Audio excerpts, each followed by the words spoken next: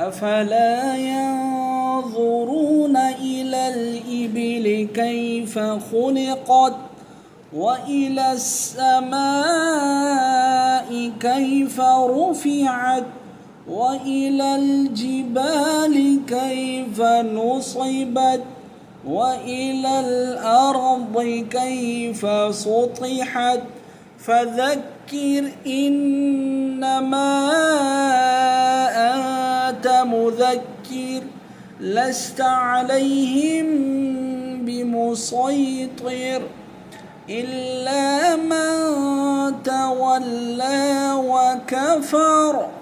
فيعذبه الله العذاب الأكبر